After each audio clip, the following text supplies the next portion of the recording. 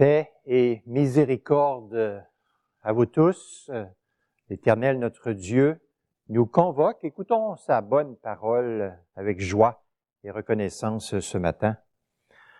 Entrez dans ses portes avec reconnaissance, dans ses parvis avec la louange. Célébrez le Seigneur. Bénissez son nom, car il est bon. Sa bienveillance dure à toujours et sa fidélité dure de génération en génération. Venez avec des acclamations en sa présence. Reconnaissez que l'Éternel est Dieu. C'est lui qui nous a fait. Nous sommes à lui, nous sommes son peuple, le troupeau que sa bonne main conduit. Amen.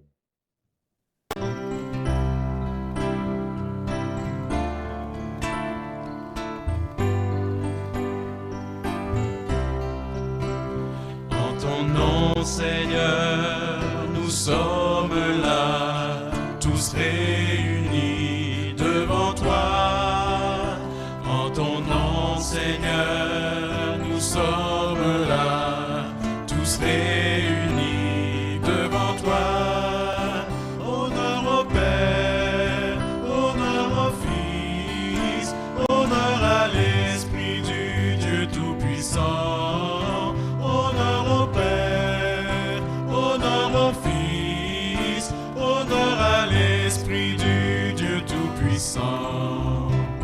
En ton nom, Seigneur, nous sommes là, tous réunis devant toi.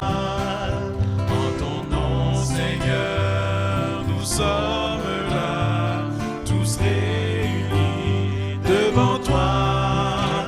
Honneur au Père, honneur au Fils, honneur à l'Esprit du Dieu Tout-Puissant.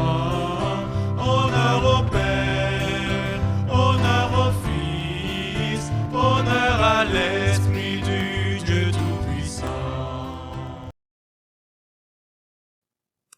Écoutons la parole de Dieu pour nous préparer à confesser nos fautes. La Bible dit, ne vous vantez pas de ce que sera demain, car vous ignorez ce que produit aujourd'hui.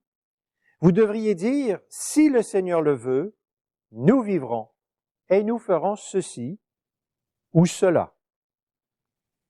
Inclinons-nous dans la prière.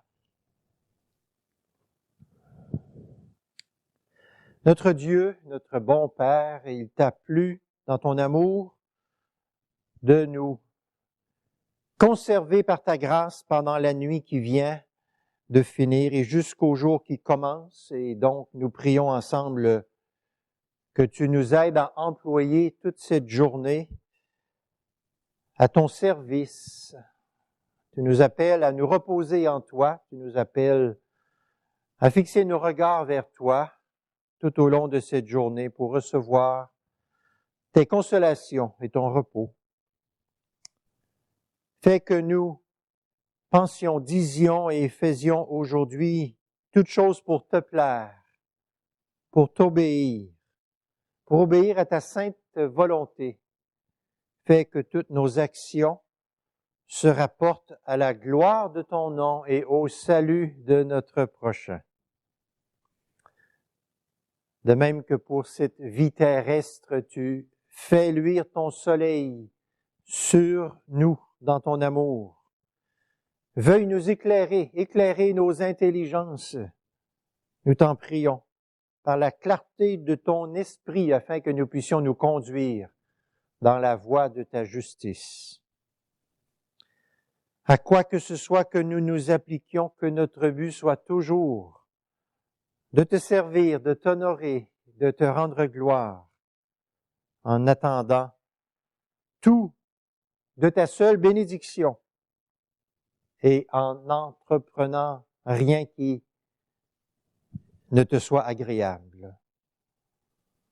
Fais aussi, Seigneur, que tout en travaillant pour la vie présente, nous élevions nos âmes plus haut, jusqu'à cette vie bienheureuse et céleste que tu réserves à tes enfants.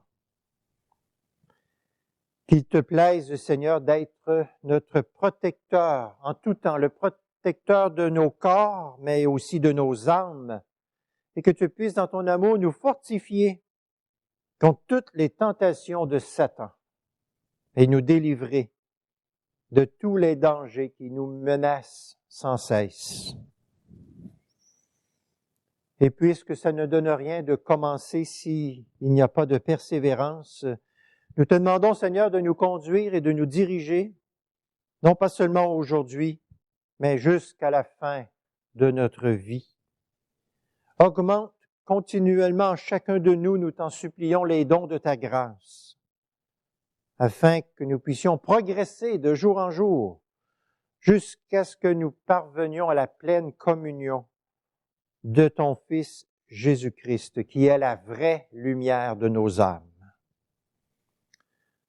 Pour que nous puissions obtenir de toi de si grands bienfaits, Seigneur, veuille oublier tous nos péchés et les pardonner, selon ta miséricorde infinie, comme tu l'as promis à tous ceux qui t'invoquent d'un cœur sincère, en Jésus-Christ notre Sauveur.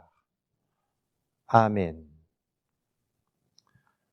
La Bible dit que rien ne réussit à celui qui cache ses fautes, mais Dieu pardonne à celui qui les avoue et qui y renonce. Amen.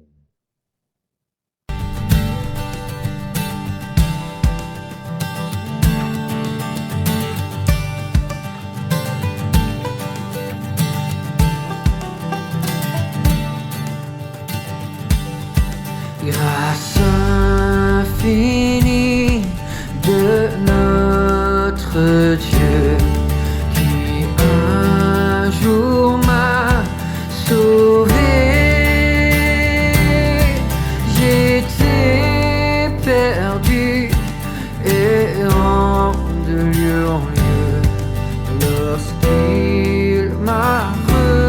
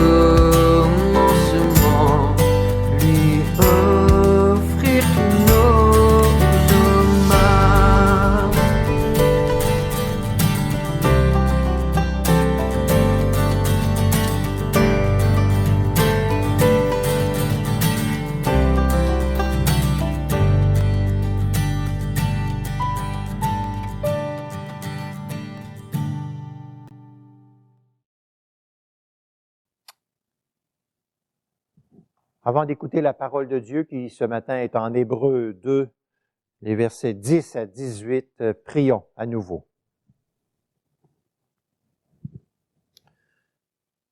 Esprit Saint, Esprit de vérité et de lumière, demeure constamment dans nos âmes, nous t'en prions, et dissipe les ténèbres. Esprit Saint, Esprit d'amour et de miséricorde, verse dans nos cœurs le baume de tes consolations ce matin.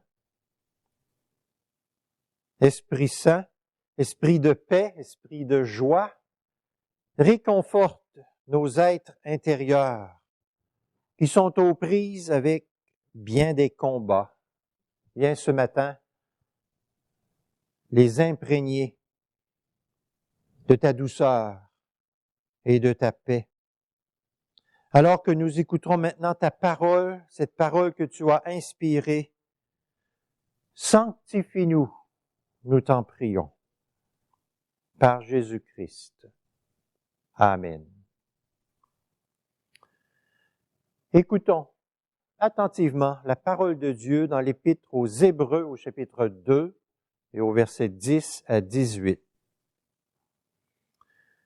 Il convenait en effet à celui par qui et pour qui tout existe et qui a conduit beaucoup de fils à la gloire, d'élever à la perfection par la souffrance l'auteur de leur salut. Car celui qui sanctifie et ceux qui sont sanctifiés sont tous issus d'un seul. C'est la raison pour laquelle il n'a pas honte de les appeler frères.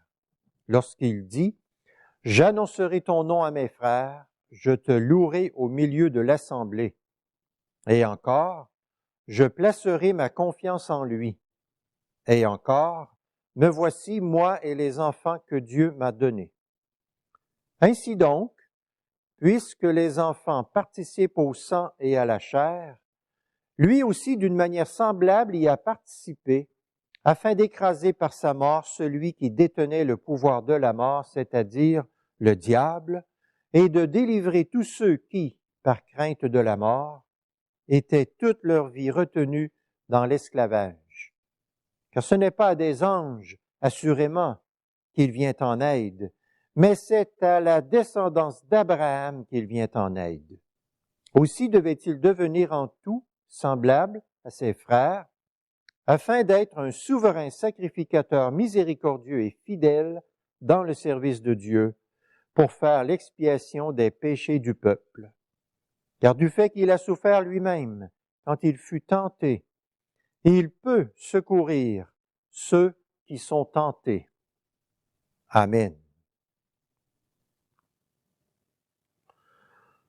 En 1647, le pasteur Thomas Hooker, qu'on a appelé le père ou le fondateur du Connecticut, alors qu'il est âgé de 61 ans, tombe gravement malade suite à une épidémie qu'il y a dans le pays qui fait des ravages. Et quelques jours avant sa mort, il confie à ses proches le bonheur, la joie, la paix qui l'habite depuis plus de 30 ans, alors qu'il s'efforce de marcher intimement avec Dieu. Quand quelqu'un lui dit juste avant de mourir le jour même de son décès, vous allez recevoir maintenant les récompenses de vos labeurs, il dit, je vais recevoir la miséricorde de Dieu, la miséricorde de Dieu. Et il quitte ce monde dans la paix et la sérénité. Vers la même époque, en France, Voltaire, l'écrivain bien connu, approche de la mort lui aussi à son tour. Il a passé sa vie à essayer de combattre et de détruire le christianisme. Il a dit un jour, « Ma simple main va renverser cet édifice que 12 apôtres ont construit. » Il parlait de ses écrits par lesquels il était persuadé qu'il allait pouvoir mettre fin et éliminer pour toujours l'Église du Seigneur.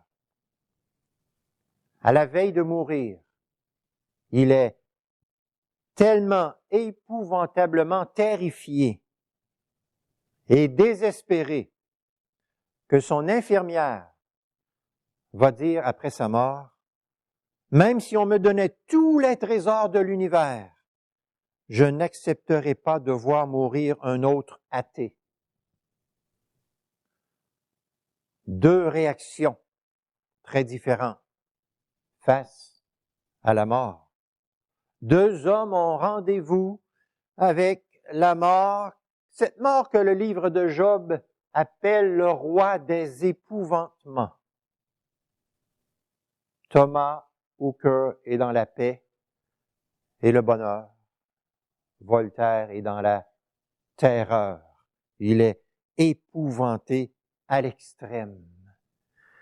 Qu'est-ce qui explique cette différence? La mort nous épouvante si nous ne l'affrontons pas avec le grand vainqueur de la mort qu'est Jésus-Christ.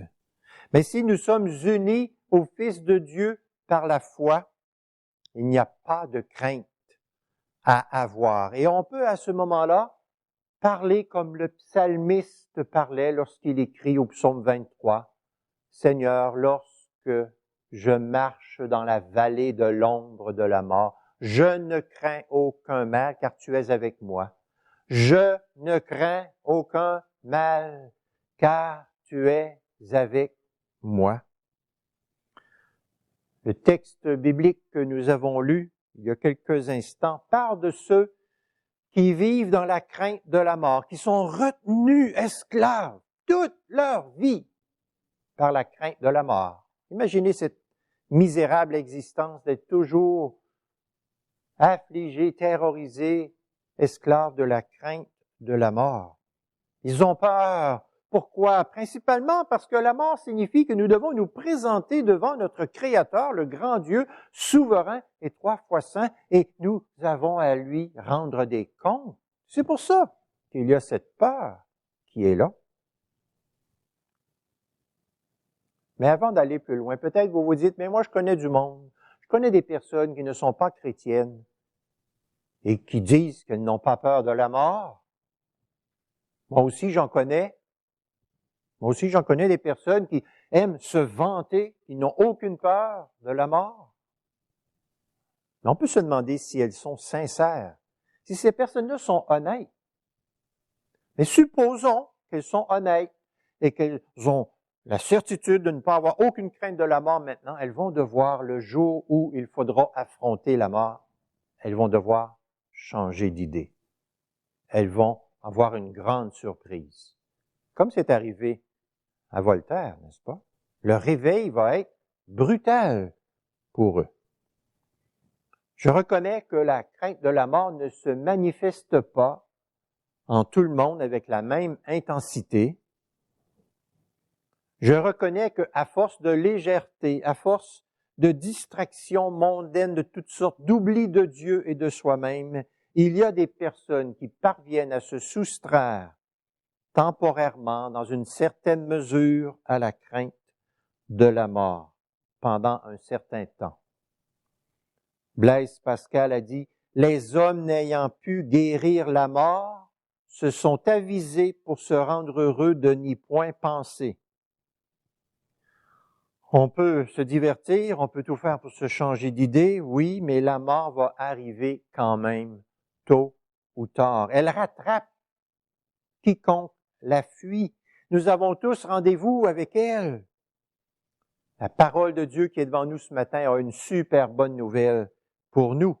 Elle nous apprend qu'on peut être délivré pour toujours de la crainte de la mort. On peut envisager cet ultime rendez-vous avec sérénité et paix. C'est possible. Quelle bonne nouvelle. Mais comment? Comment être délivré pour toujours de la crainte de la mort? Découvrons ensemble dans ce beau passage de la parole de Dieu, Hébreux 2, 10 à 18, comment le Seigneur Dieu délivre les esclaves de la crainte de la mort. Cherchons à bien comprendre cette parole inspirée de Dieu. J'attire votre attention sur 3 vérités capitales de ce passage. Premièrement, il nous est dit au verset 14 que le diable détenait le pouvoir de la mort. Qu'est-ce que ça veut dire? Que devons-nous comprendre quand il nous est dit que le diable détenait le pouvoir de la mort? Il faut faire bien attention ici, n'est-ce pas? Dieu seul qui contrôle la vie et la mort. Nous savons avec certitude que nos vies ne sont pas à la disposition du diable pour qu'il en fasse tout ce qu'il veut. Nos vies sont dans la bonne main puissante et invincible de notre Dieu. Et il y a plusieurs versets dans la Bible qui nous assurent que c'est Dieu qui est le maître de la vie et de la mort. C'est Dieu qui nous fait vivre et lorsqu'il décide que notre vie ici-bas est terminée, c'est lui qui nous fait quitter ce monde. Le diable détenait le pouvoir de la mort dans le sens que c'est lui qui a introduit dans le monde le péché et ensuite donc la mort qui est l'effet pénal du péché de l'homme. Écoutez bien Romains 5, verset 12. Le péché est entré dans le monde et par le péché la mort. Et ainsi la mort a passé sur tous les hommes parce que tous ont péché. Bien du monde perroquette que le péché n'existe pas. On aime ça se faire des accroires. Il y a quelques semaines, un samedi matin, à 8 heures du matin, le téléphone sonne chez une de mes sœurs, elle répond et la personne dit « Vous avez des cartes de hockey à vendre? » Elle dit « Oui, mais je vais attendre après la pandémie. » Et l'homme répond « La pandémie? Il n'y en a pas de pandémie. C'est dans votre tête, ça. » Il y a plusieurs personnes qui disent « Le péché, il n'y en a pas, ça n'existe pas, c'est dans votre tête. » Ça n'existe pas, le péché. Notre Sauveur Jésus nous a avertis solennellement que le diable est menteur et père du mensonge. On lit ça en Jean 8, 44. Et il est évident que le diable a capturé plusieurs personnes par ses mensonges. Et dans ce même passage, en Jean 8, 44, Jésus dit que le diable est aussi meurtrier. De sorte qu'on pourrait dire que toute mort dans le monde peut être considérée comme une œuvre du diable dans le sens que c'est lui qui a fait entrer le péché dans le monde et le péché est suivi par la mort. Le diable fait tout pour propager le péché de toutes les manières possibles. Le salaire du péché, c'est la mort. Tous ont péché, donc tous doivent affronter cette mort. Donc, ce premier point nous dit que le diable détenait le pouvoir de la mort dans le sens que c'est lui qui a introduit la mort dans l'humanité en poussant les hommes à pécher. Mais ce n'est pas la fin de l'histoire. Deuxièmement, il nous est dit au verset 14 que Jésus-Christ est venu sur la terre afin d'écraser par sa mort celui qui détenait le pouvoir de la mort, c'est-à-dire le diable. Vous pourriez me dire, je ne vois pas dans le verset 14 le nom de Jésus, tu nous parles de Jésus qui vient, mais je ne vois pas là que c'est Jésus. Pourquoi tu dis Jésus?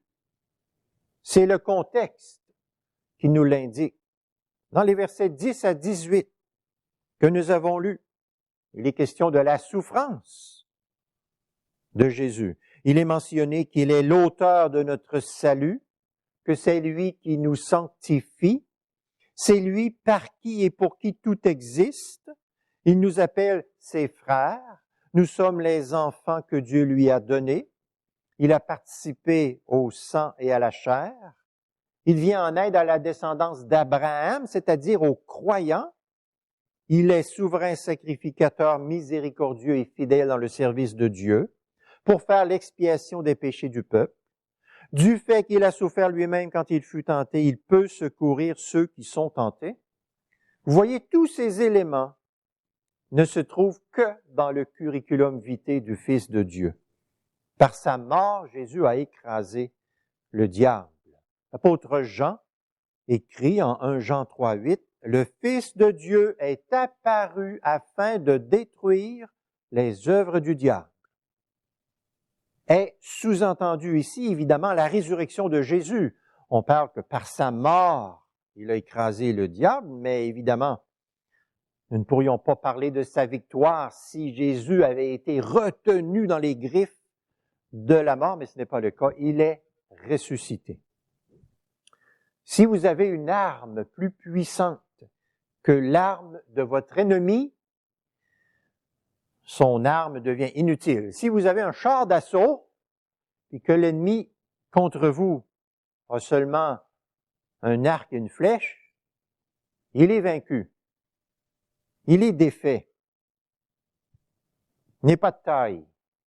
L'arme du diable était le péché qui cause la mort. L'arme de Jésus est sa vie parfaite, suivie de sa résurrection. C'est pourquoi l'arme de Jésus est plus puissante que l'arme du diable. Et c'est pourquoi le verset dit que Jésus a écrasé par sa mort le diable. La victoire de Jésus est écrasante. Mais qu'est-ce que ça veut dire au juste? Dans quel sens est-ce que le diable est écrasé? Jésus-Christ a écrasé le diable dans le sens qu'il a annulé sa capacité de condamner les élus et de les précipiter dans la perdition. Laissés à nous-mêmes, nos péchés nous condamnent et nous font avancer vers le châtiment éternel. C'est ça que le diable veut. En Jean 10, Jésus dit que le diable est venu pour tuer et détruire. Le livre de l'Apocalypse donne le nom suivant au diable, elle l'appelle Apollyon, ce qui veut dire le détruisant, le destructeur, celui qui conduit à la perdition. Jésus-Christ a écrasé le diable dans le sens que le diable ne peut pas condamner les élus et les amener à la perdition. C'est dans ce sens-là que le diable est neutralisé, qu'il est impuissant. Tous ses efforts sont rendus nuls, inefficaces, sans effet, réduits à rien. Une question surgit. Si le diable est écrasé depuis la croix et la résurrection du Fils de Dieu, pourquoi est-il à l'œuvre dans le monde? Comment l'apôtre Pierre peut-il dire, par exemple, que le diable rôde comme un lion rugissant, cherchant quelqu'un à dévorer?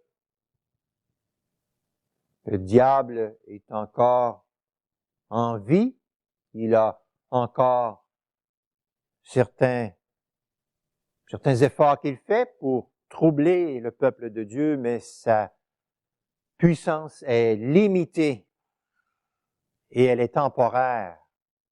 Les théologiens au cours de l'histoire ont souvent utilisé l'image d'un chien enragé qui jappe contre vous, mais qui ne peut pas vous atteindre parce qu'il est retenu par une grosse chaîne solide qui l'empêche de vous faire du mal. On peut penser ici aux paroles suivantes du cantique de Martin Luther. L'ennemi contre nous redouble de courroux, vaine colère. Que pourrait l'adversaire? L'Éternel détourne ses coups, constant dans son effort, en vain, avec la mort, Satan conspire. Pour saper son empire, il suffit d'un mot du Dieu fort. Nous avons vu que, premièrement, le diable détenait le pouvoir de la mort.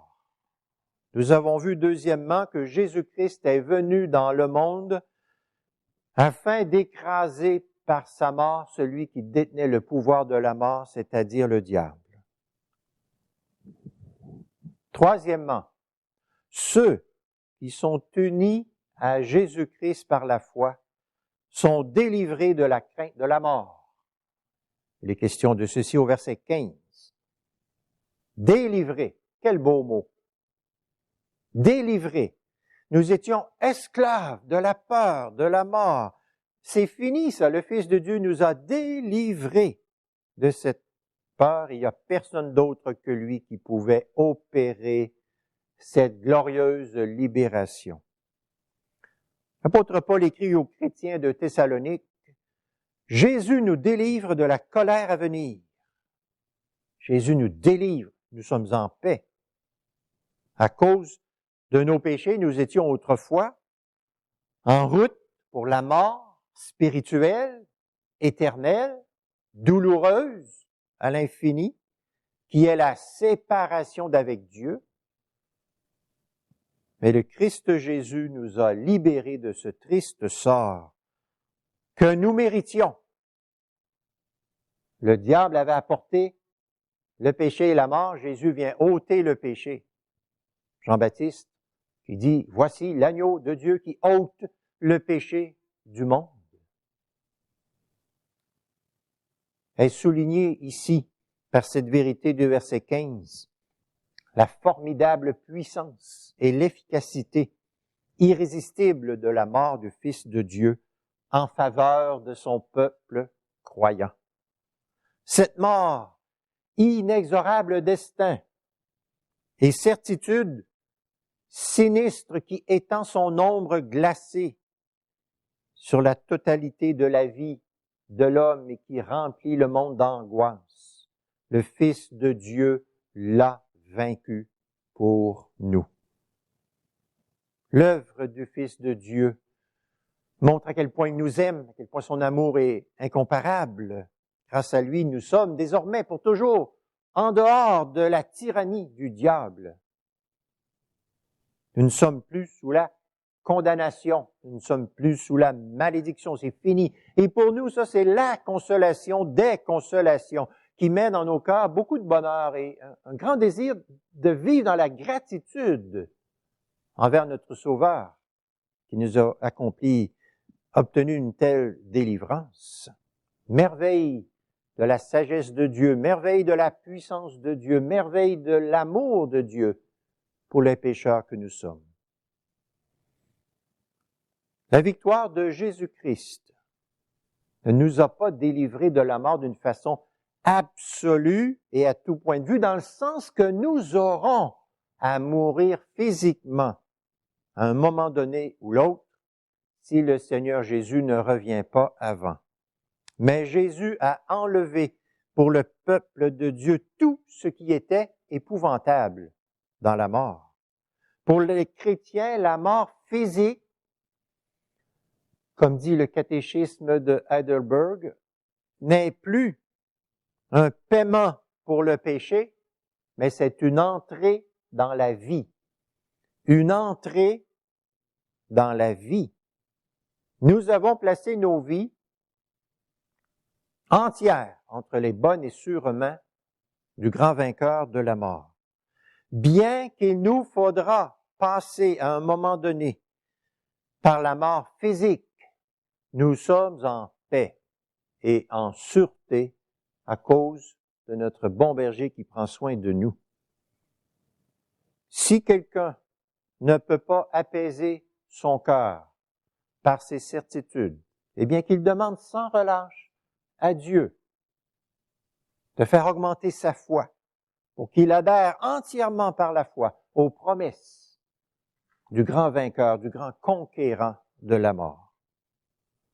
Pour les enfants de Dieu, donc, la mort n'est plus un mal pénal. Pour les croyants, la mort consigne le corps à la terre dans l'espérance sûre et certaine de la glorieuse résurrection. La mort introduit l'âme libérée dans les gloires du paradis éternel. Pour les chrétiens, la mort physique met fin à toutes les souffrances, à toutes les douleurs, à toutes les misères. Et la mort physique ressuscite, si on peut dire, toutes les joies les plus grandes et les plus profondes, les plus durables qui soient. Pour les chrétiens, la mort ne signifie pas le jugement, mais la bénédiction. Pas l'esclavage, mais la libération. C'est pour ça que l'apôtre Paul peut dire dans le Nouveau Testament, la mort est un gain. Il dit, mourir m'est un gain. C'est qui m'attend lorsque je meurs, dit Paul, c'est de beaucoup meilleur à ce que je vis ici-bas maintenant. Vous voyez le contraste entre la mort, roi des épouvantements, et la mort qui est un gain. Lorsqu'il était à l'article de la mort, Mahatma Gandhi a dit, c'est des ténèbres partout autour de moi. Son hindouisme qu'il a pratiqué toute sa vie ne lui a pas permis de connaître le Dieu de la Bible, le Dieu de Jésus-Christ. La Bible dit, Dieu est lumière, il n'y a pas en lui de ténèbres. Mais lorsque Gandhi approchait de la mort, il a dit, tout est ténèbres. C'est triste. On pourrait comparer ça à Jean Chrysostome, ce prédicateur, ce serviteur de Dieu, qui a servi Dieu toute sa vie, qui a fait beaucoup de bien, dont Dieu s'est servi pour faire grandir son Église. Ses dernières paroles sont « Gloire à Dieu en toutes choses ». Gloire à Dieu en toutes choses. Pour le peuple de Dieu, la mort n'est plus le roi des épouvantements, mais elle est un gain. À cause de notre grand libérateur, Jésus-Christ, à cause de lui seul. Ce qui rend la mort terrible et terrifiante, c'est la culpabilité devant notre Créateur à qui nous devons rendre compte. C'est pour ça qu'après avoir péché, Adam et Ève se sont cachés parmi les arbres. Ils ne voulaient pas que Dieu les trouve. Ils s'espéraient que Dieu ne puisse pas les trouver. Un peu comme quand on regarde un gros livre, trouver Charlie, puis là, il faut trouver Charlie, puis on ne le trouve pas. Alors peut-être Adam et Ève se sont dit, Dieu ne nous trouvera pas. Mais Dieu nous trouve toujours. Lorsque Dieu a trouvé Adam a essayé d'expliquer pourquoi. Il s'était caché et il a dit, j'ai eu peur. Il a eu peur parce qu'il avait désobéi à Dieu, son Créateur. Il s'était rebellé contre son Créateur. Il savait que les conséquences étaient difficiles, allaient être douloureuses. Il avait peur. Sans l'espérance qui se trouve en Jésus-Christ seul, la mort représente certainement une expérience terrifiante, la plus terrifiante qui soit. Comment celui qui n'a aucun espoir de bénéficier de la clémence de Dieu peut-il se présenter face à la mort sans être terrifié? C'est impossible, impossible. La Bible lève un coin du voile sur la terreur de ceux qui ne se sont pas réfugiés en Jésus-Christ lorsqu'ils étaient sur la terre et qui doivent maintenant se présenter devant Dieu. Écoutez bien, c'est quelques versets d'Apocalypse 6, 15 à 17. Les rois de la terre, les grands, les chefs militaires, les riches, les puissants, tous les esclaves et les hommes libres se cachèrent dans les cavernes et dans les rochers des montagnes. Et ils disaient aux montagnes et aux rochers, tombez sur nous et cachez-nous loin de la face de celui qui est assis sur le trône et de la colère de l'agneau, car le grand jour de leur colère est venu. Et qui pourrait subsister? Lorsqu'elles étaient sur la terre, pendant la durée de leur vie, ces personnes-là ne priaient pas Dieu. Jamais. Mais là, leur fin est arrivée et elles prient les montagnes et les collines de les cacher de Dieu comme si c'était possible. Le salut n'est plus possible maintenant pour ces personnes. Elles désirent la destruction totale de leur être afin de pouvoir échapper à l'ardeur de la colère de Dieu, mais elles n'échapperont pas. Hier encore, ces personnes-là refusaient de se reconnaître pécheresses devant Dieu. Hier encore, ces personnes-là ne voulaient pas plier le genou devant l'Éternel. Hier encore, ces personnes-là refusaient d'écouter Dieu, le Dieu d'amour qui les appelait. Hier encore, ces personnes-là méprisaient les chrétiens, les bafouaient, les ridiculisaient. Les voici maintenant, elles prient, mais il est trop tard. Et elles ne prient pas Dieu, elles prient les montagnes et les rochers. Lequel d'entre eux aurait imaginé que ça leur arriverait un jour? Toute leur vie, Dieu avait crié et répété, « Tournez-vous vers moi et vous serez sauvés. » Elles ont toujours refusé de répondre à l'appel de Dieu. Non, ça ne les intéressait pas. Ils ne voulaient pas. Ils se tournent aujourd'hui vers les montagnes et les rochers. Mais c'est en vain. Dans son désespoir, l'homme s'abandonne à l'imbécilité. Si les montagnes pouvaient parler, elle leur dirait, mais ce n'est pas à nous qu'il faut vous adresser, c'est à Dieu, mais il est trop tard. Lorsqu'on refuse et rejette le précieux sang de l'agneau de Dieu qui a coulé pour, comme dit notre verset 17 dans notre texte, pour faire l'expiation des péchés, lorsqu'on rejette ce sang précieux, il ne reste que la colère de Dieu qui va s'abattre sur nous. Et quel sort terrible attend ceux qui repoussent le Seigneur. La vérité, c'est que nous irons tous à la rencontre de l'agneau, d'une façon ou d'une autre. Soit son sang nous couvre maintenant, parce que nous nous sommes repentis de nos péchés et nous avons cru en Jésus-Christ et nous sommes à l'abri et en paix. Soit nous ferons face à sa colère en ce terrible jour qui s'en vient. Je résume et je conclus. Nous avons vu premièrement que le diable détenait le pouvoir de la mort. Nous avons vu deuxièmement que Jésus-Christ est venu sur la terre afin d'écraser par sa mort celui qui détenait le pouvoir de la mort, c'est-à-dire le diable. Nous avons vu troisièmement que tous ceux qui sont unis à Jésus-Christ par la foi sont délivrés pour toujours de la crainte de la mort. Telle est la parole certaine et vraie de Dieu pour nous aujourd'hui. Que celui qui a des oreilles pour entendre, entende. Et je conclus avec ces beaux versets du psaume 68. Béni soit le Seigneur chaque jour. Il nous prend en charge. Ce Dieu-là est notre salut. Ce Dieu est pour nous le Dieu du salut. À l'Éternel, le Seigneur, les moyens de nous sortir de la mort. Amen.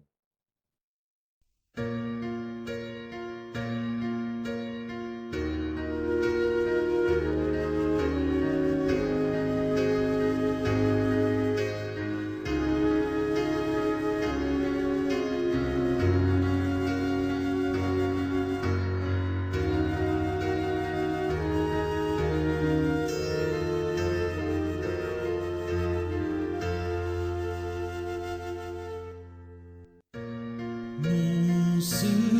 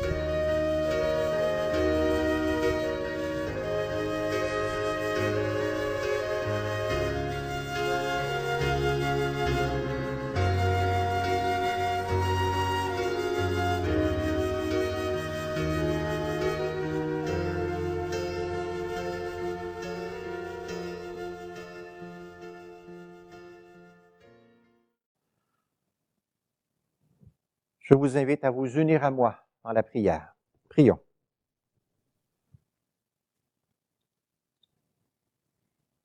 Éternel notre Dieu, ton Fils bien-aimé Jésus, notre Sauveur, a commencé son ministère dans la faim, au désert, et pourtant, c'est lui maintenant qui est le pain de vie qui nous nourrit. Nous te rendons grâce de tout notre cœur, Seigneur, pour ce Sauveur merveilleux que tu nous as envoyé. Les ennemis de ton Fils, lorsqu'il était sur la terre, l'ont appelé un démon. Mais la vérité, c'est qu'il chasse et triomphe des démons. Merci pour ce grand libérateur qui est le nôtre.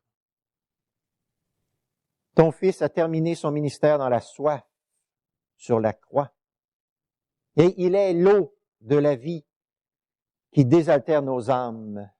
Merci pour son amour si rafraîchissant et si revitalisant. Nous nous souvenons que notre Sauveur a connu la fatigue et il est aujourd'hui notre repos. Il a pleuré et c'est lui maintenant qui sèche nos larmes. Il a été vendu pour 30 pièces d'argent, mais c'est lui qui rachète les pécheurs que nous sommes. Il a été conduit comme un agneau à la boucherie, mais il est le bon berger. Et tu nous rappelles, Seigneur, ce matin, qu'il a écrasé par sa mort le diable qui détenait le pouvoir de la mort. Louange à toi, Seigneur, notre Dieu, louange à toi au siècle des siècles pour ton Fils bien-aimé, notre Sauveur Jésus, l'auteur de notre salut, celui qui nous sanctifie. Loué sois-tu parce qu'il a participé au sang et à la chair. Et ainsi, il nous vient puissamment en aide, ce grand souverain sacrificateur, miséricordieux et fidèle qui fait l'expiation des péchés. Merci que parce qu'il a souffert lui-même, il peut venir en aide maintenant à tous ceux qui sont tentés. Nous t'adorons, Seigneur. Nous te rendons grâce pour ta sagesse incomparable qui éclate dans tous tes desseins, même dans tes desseins de jugement. Nous regardons à l'heure actuelle ce qui se passe sur la terre. Nous croyons que la pandémie qui frappe le monde est destinée dans ta sagesse à des fins qui sont bonnes et nécessaires. Accomplis, ô Seigneur, nous t'en prions, le travail douloureux, juste et miséricordieux que tu as décidé d'accomplir par ces événements. Purifie ton peuple des préoccupations d'un matérialisme stérile et des divertissements impies. Donne-nous, Seigneur, de résister à l'appât de Satan. Déracine en nous l'orgueil, la haine et tous les comportements injustes. Ouvre les yeux de notre cœur pour que nous puissions voir et savourer la beauté qui est en toi. Incline nos cœurs vers ta parole, vers ton Fils, vers ta voix, vers les choses d'en haut. Remplis-nous de courage compatissant. Étends ta main, Seigneur, et crée un grand réveil pour le bien de ce monde qui périt. Tu as frappé des corps.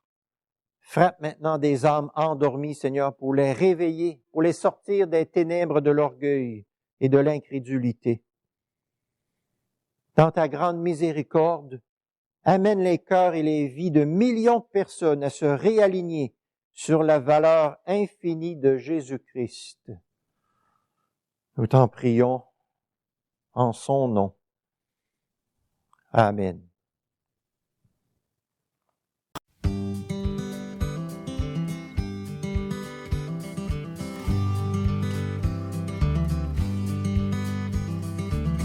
Regardez les oiseaux du ciel, ils ne sèment ni ne moissonnent, et pourtant mon Père leur donne. Aussi aussi bien le grain que le miel.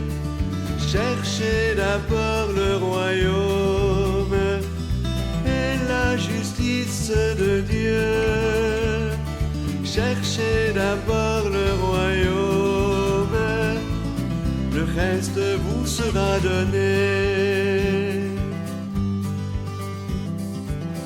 Et regardez les fleurs des champs, qui ne travaillent ni ne filent, pourtant mon Père les habille de ses plus riches vêtements.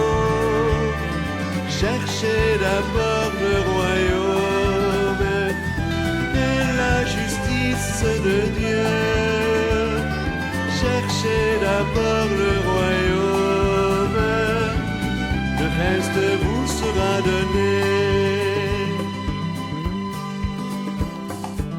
Pourquoi surcharger vos greniers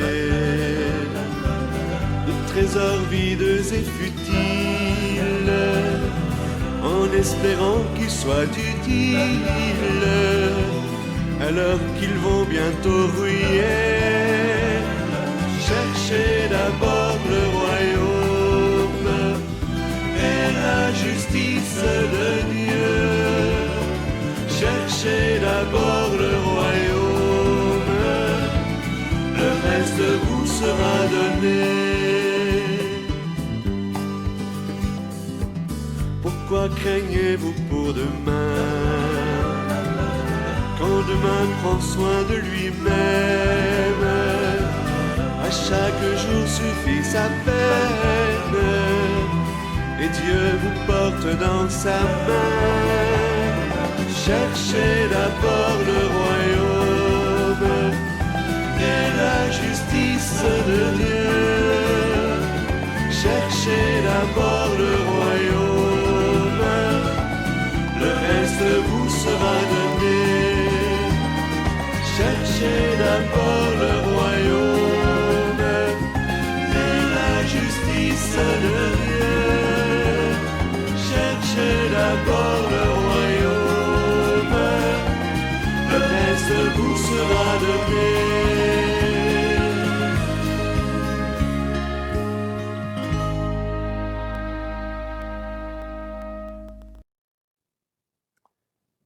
Que notre Seigneur Jésus lui-même et Dieu notre Père qui nous a aimés et nous a donné par sa grâce une consolation éternelle et une bonne espérance, et bien qu'il console vos cœurs et vous affermisse en toute œuvre et parole qui soit bonne. Amen.